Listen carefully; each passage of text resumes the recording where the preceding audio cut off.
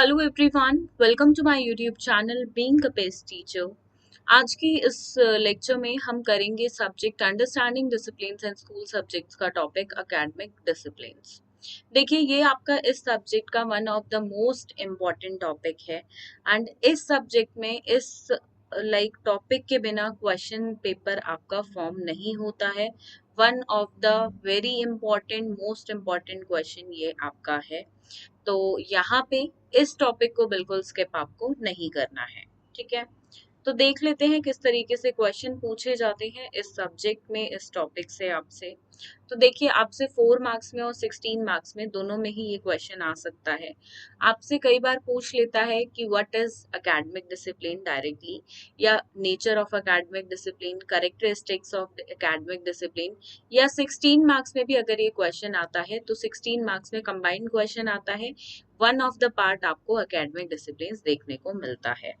तो आप क्या लिखेंगे अगर आपसे पूछा जाता है एग्जाम के अंदर कि एकेडमिक डिसिप्लिन क्या होता है? तो चलिए समझते हैं इस लेक्चर में एकेडमिक डिसिप्लिन के बारे में।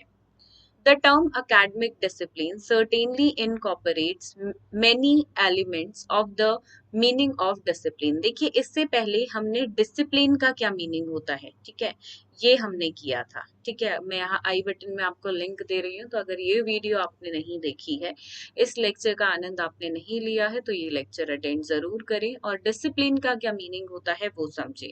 देखिए, यहाँ पे डिसिप्लिन का मतलब अनुशासन से बिल्कुल नहीं है, तो इससे तो कंफ्यूज आप बिल्कुल मत होना। ठीक है, यहाँ पे डिसिप्लिन का मतलब है फील्ड ऑफ स्टडी।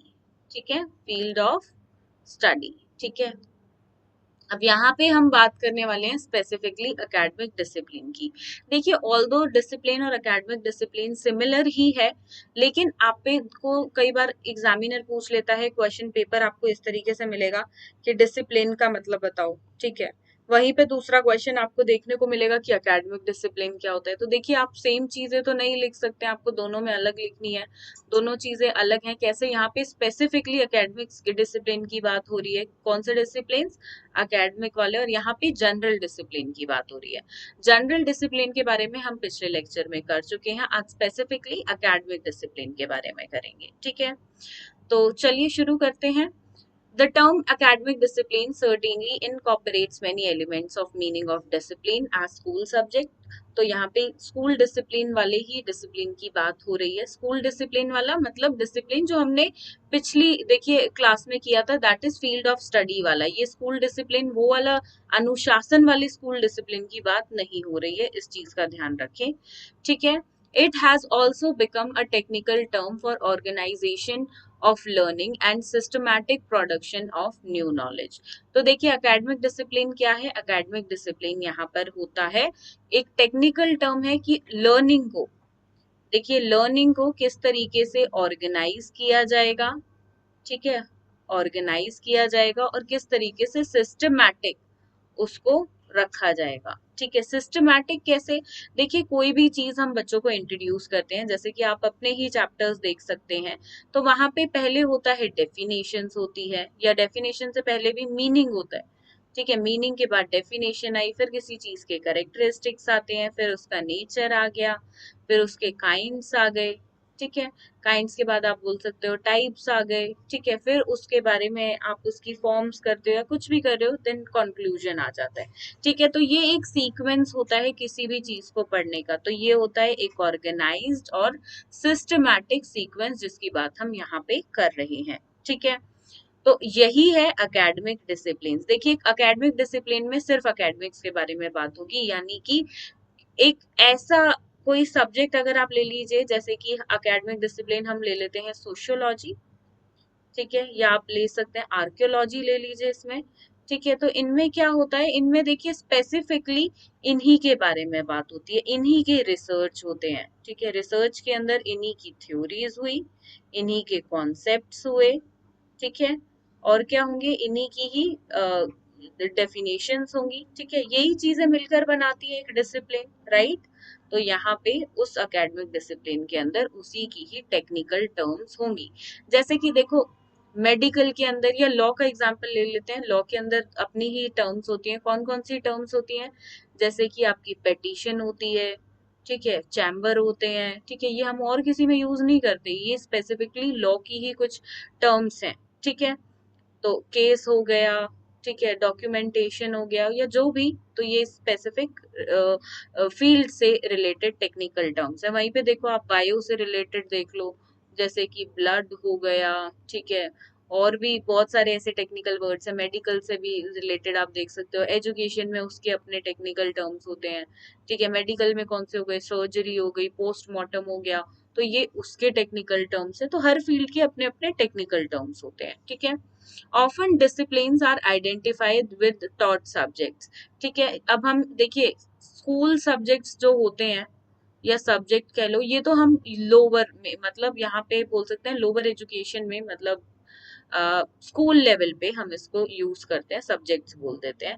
लेकिन वहीं पे हायर लेवल पे हम क्या बोलते हैं? हम हायर लेवल पे इनको डिसिप्लिन बोलते हैं। है दोनों चीज सिमिलर ही बट डिफरेंट है, ऐसा नहीं है बिल्कुल सेम है, सेम नहीं है, सिमिलर है। बहुत सारी करेक्टरिस्टिक्स मिलते हैं बट सेम नहीं है, इस चीज का ध्यान रखें। आगे रीड कर लेते हैं करेक्टरिस्टिक्स ऑफ डिसिप्लिन में, ठीक है, थोड़ा सा ऊपर भी देख लेते हैं। Often disciplines are identified with taught subjects but clearly not every subject taught at university can be called discipline. देखिए यहाँ पे ये वर्ड बहुत इंपॉर्टेंट है, ये लाइन, कि हर एक टॉट्स जो भी चीज पढ़ाई जाती है उसको डिसिप्लिन नहीं बोला जाता है। बट देखिए ज्यादातर सब आपके डिसिप्लिन्स के अंदर ही होते हैं। जैसे कि मेडिकल फील्ड देख लो, लॉ देख लो, अगर आप एक यूनिवर्सिटी लेवल पे देखते भी हो तो आप ये चीज नोटिस करोगे कि एक यूनिवर्सिटी लेवल पे क्या है चीजें। देखिए आपके जो डिपार्टमेंट्स होते हैं वो भी अलग से होते हैं। जैसे डिपार्टमेंट ऑफ एजुकेशन होता है, ठीक है, डिपार्टमेंट ऑफ एजुकेशन आपका हो गया, डिपार्टमेंट ऑफ मेडिकल साइंस हो गया, ठीक है, डिपार्टमेंट ऑफ लॉ हो गया, ठीक है। तो इस तरीके से ये डिवाइडेड होते हैं, ठीक है। क्यों होते हैं? क्योंकि यहाँ पे इनके डिसिप्लिन बिल्कुल अलग अलग है, right. Discipline has many more attributes than fact that something that is taught is in an academic setting, ठीक है। तो ये एक्सेप्शनल केसेस की यहाँ पे बात हो रही है कि जरूरी नहीं है हर एक सब्जेक्ट जो पढ़ाया जाए वो डिसिप्लिन हो, ठीक है। देन यहाँ पर बोला जा रहा है अब करेक्टरिस्टिक्स ऑफ एकेडमिक डिसिप्लिन क्या है, ठीक है। अब देखिए जिनको डिसिप्लिन अब भी समझ नहीं आता है, बहुत स्टूडेंट्स को मैंने देखा है कि वो इसको समझ नहीं पाते हैं, तो मैं आपको इजी वे में यहाँ पे समझाने की बिल्कुल कोशिश करूंगी। कोई भी एकेडमिक का आप सब्जेक्ट ही देख लीजिए, ठीक है, क्योंकि दोनों चीजें थोड़ी सिमिलर हैं तो इसलिए ऐसे समझ लेते हैं। कोई सब्जेक्ट है जैसे कि आपका है सोशल साइंस, ठीक है, इसके अंदर अलग अलग डिसिप्लिन्स हैं। कैसे डिसिप्लिन्स हैं इसके अंदर? इसके अंदर हिस्ट्री है, ज्योग्राफी है, सिविक्स है और इकोनॉमिक्स है, ठीक है। तो ये एक डिसिप्लिन है और ये एक एकेडमिक डिसिप्लिन है जिसके अंदर देखिए ये रहे आपके सब डिसिप्लिन, ठीक है।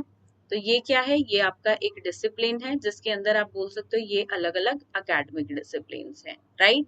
आई होप अब आपको थोड़ा थोड़ा क्लियर हो रहा होगा कि डिसिप्लिन क्या है, एकेडमिक डिसिप्लिन उससे कैसे थोड़ा सा अलग है।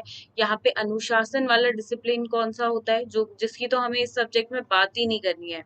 बट अगर यहाँ पे मैं कॉपीज देखती हूँ स्टूडेंट्स की एग्जाम्स की, तो वहां पे 10 में से देखिए 2 बच्चे ऐसे होते हैं जो यहाँ पे जो डिसिप्लिन, अनुशासन वाला डिसिप्लिन लिख देते हैं। तो ऐसी गलती बिल्कुल ना करें। यहाँ पे डिसिप्लिन का मतलब है फील्ड ऑफ स्टडी से, फील्ड ऑफ रिसर्च से, यानी कि जो सब्जेक्ट होते हैं जो हम स्कूल्स में यूज करते हैं, तो वो हायर एजुकेशन में जाके उनको डिसिप्लिन के अंदर वो कैटेगराइज हो जाते हैं, ठीक है। तो कंफ्यूज नहीं होना है, चीजों को समझे कि चीजें हैं क्या, ठीक है, ऐसे ही कुछ हवा में ना लिखें।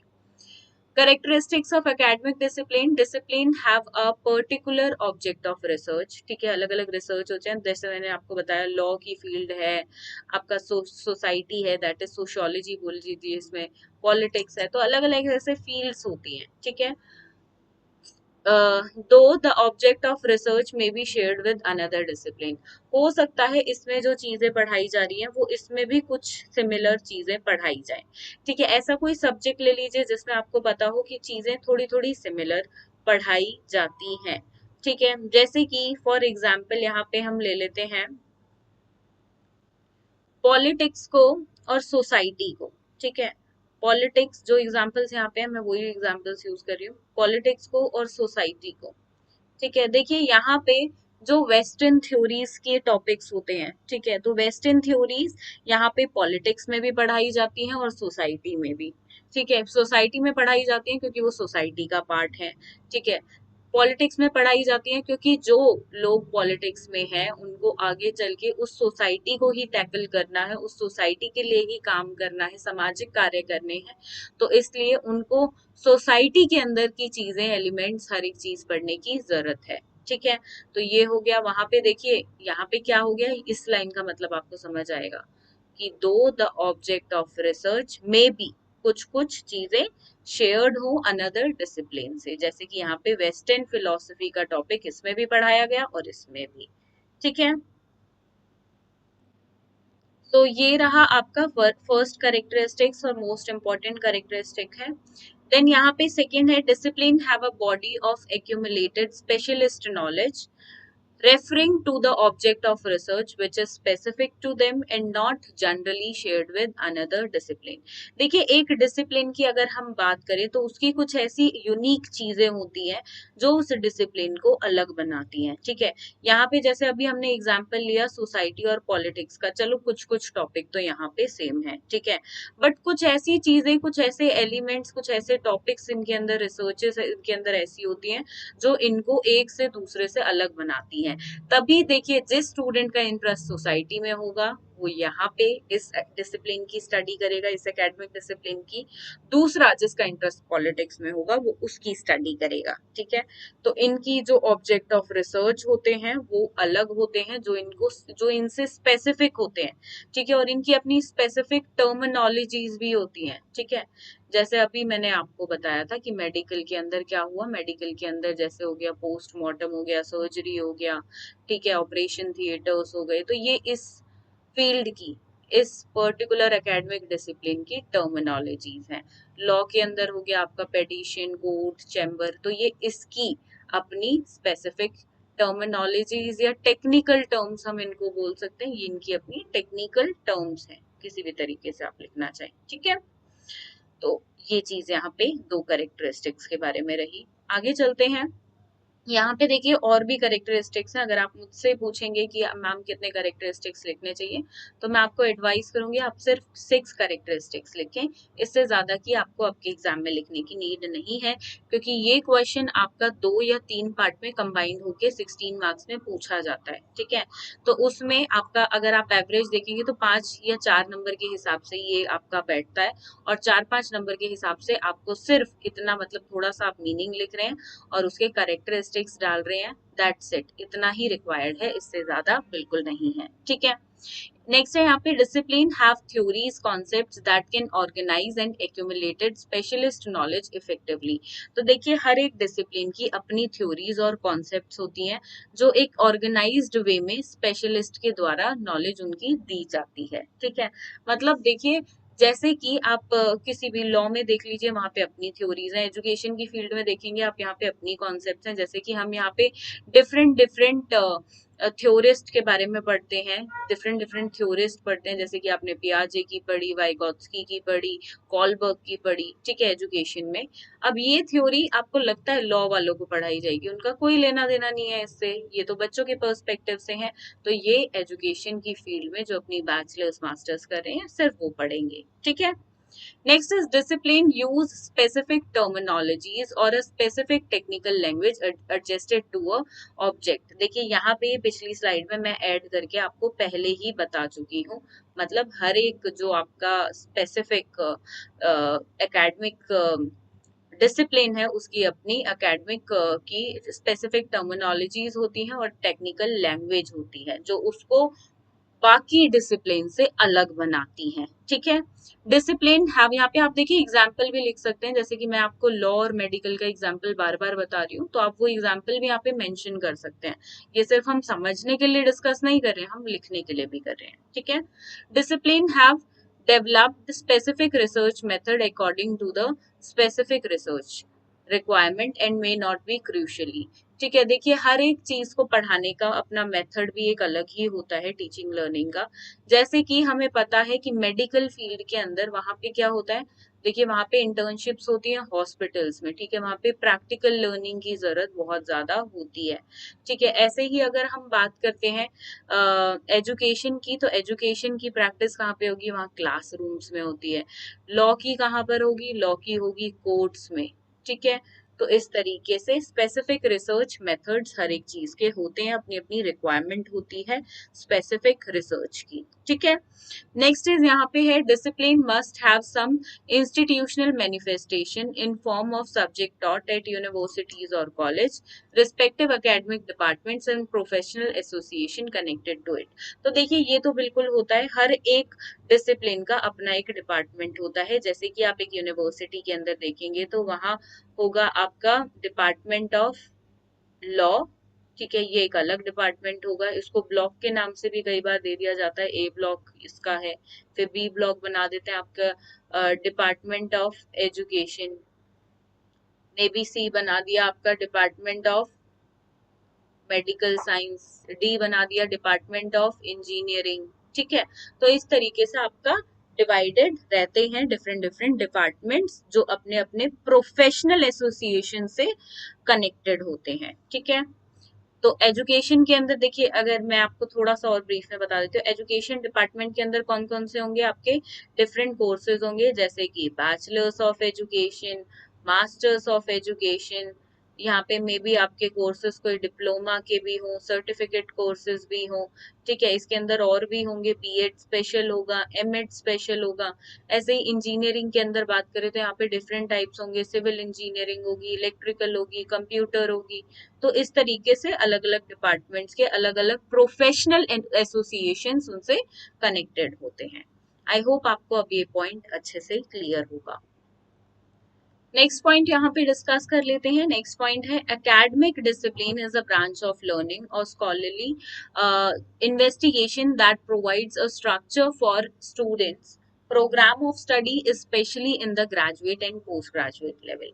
तो देखिए हर एक एकेडमिक डिसिप्लिन एक ब्रांच ऑफ लर्निंग या एक फील्ड प्रोवाइड करता है ग्रेजुएट और पोस्ट ग्रेजुएट लेवल पे, या आप इसको इस तरीके से भी लिख सकते हैं कि एक एकेडमिक डिसिप्लिन जनरली ये टर्म यूज होती है, ये डिवीजन होता है हायर एजुकेशन में।